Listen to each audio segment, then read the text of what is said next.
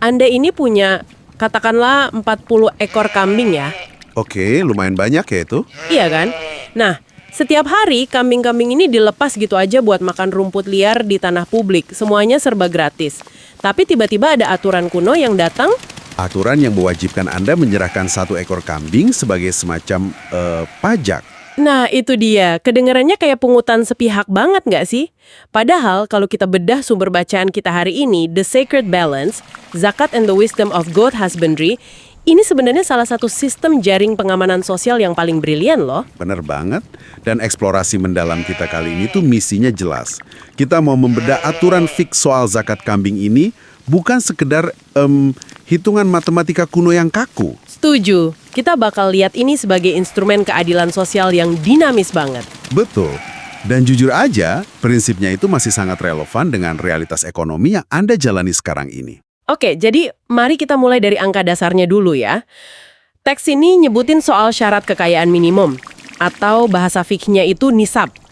Kalau Anda punya 40 sampai 120 ekor kambing, zakatnya 1 ekor. Simple kan? Sangat simpel. Tapi ada satu syarat yang mengubah segalanya di sini. Namanya saimah.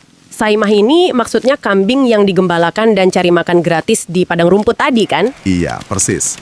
Nah, pertanyaannya, gimana kalau ternaknya itu dikandangin terus? Peternaknya harus beli pakan sendiri pakai uang pribadi. Aturannya ternyata jadi beda. Beda gimana tuh?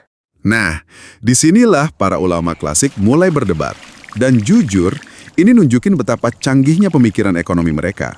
Kalau kita lihat pandangan mayoritas, kayak mazhab Syafi'i misalnya, mereka berpendapat kalau peternak harus keluar uang pribadi buat beli pakan.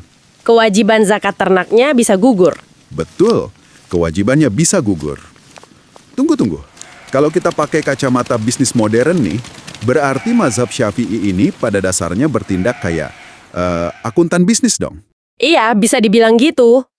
Maksudnya, mereka melihat biaya pakan ini sebagai business expense atau beban operasional ya. Jadi kalau biaya operasionalnya tinggi, syariat melindungi margin keuntungan peternak supaya usahanya nggak gulung tikar. Tepat banget. Itu cara pandang mikroekonominya. Mazhab Syafi'i mikir, kalau peternak sampai bangkrut gara-gara terbebani zakat, tahun depan kan malah nggak ada lagi kekayaan yang bisa didistribusikan. Masuk akal sih, tapi pastinya ada pandangan lain kan? Ada dong. Mazhab Maliki justru menolak logika itu. Mereka melihatnya dari sudut pandang yang lebih makro. Mereka nggak terlalu peduli gimana cara hewan itu dipelihara. Berarti nggak peduli mau beli pakan mahal atau gratisan? Nggak peduli. Bagi mereka, selama aset Anda udah nyentuh batas nisab yang 40 ekor tadi, ya Anda wajib zakat. Logikanya tegas, orang miskin tetap butuh bantuan demi pemerataan kekayaan.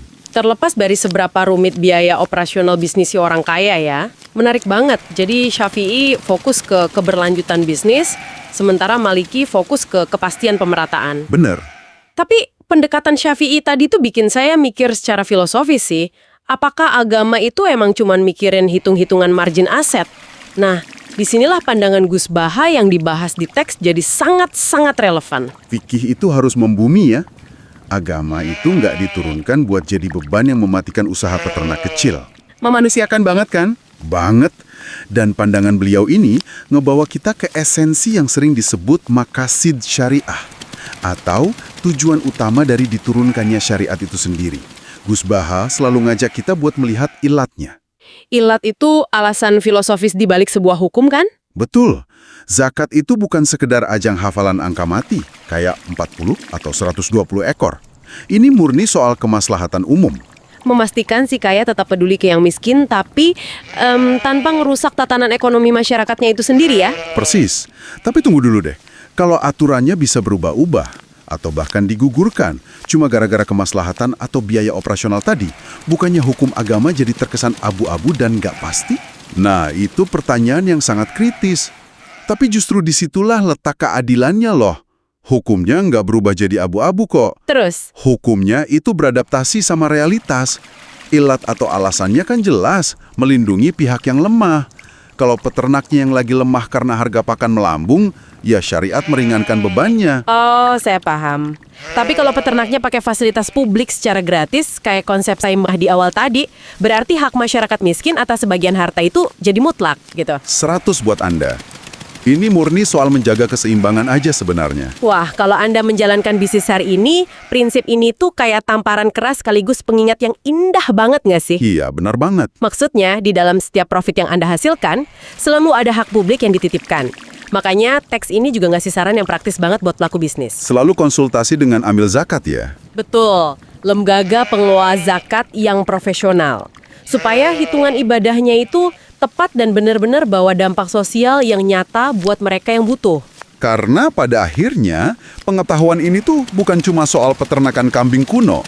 Ini tentang gimana kita memposisikan kekayaan kita sendiri di tengah masyarakat luas. Sangat setuju. Nah, sebelum kita berpisah dari eksplorasi mendalam kita hari ini, coba deh kita tarik konsep hewan saima tadi ke dunia modern kita. Oke, gimana tuh? Syariat kan memungut zakat karena kambing-kambing itu makan rumput gratis di lahan publik. Nah, di era digital sekarang, perusahaan-perusahaan teknologi raksasa ngeraup miliaran dolar dengan memanfaatkan lahan umum modern. Maksudnya data publik? Iya, data dari pengguna internet kayak Anda dan saya.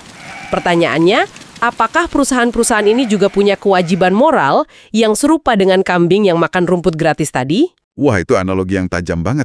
Sesuatu yang layak Anda renungkan hari ini. Terima kasih sudah bergabung, dan sampai jumpa di eksplorasi mendalam kita selanjutnya.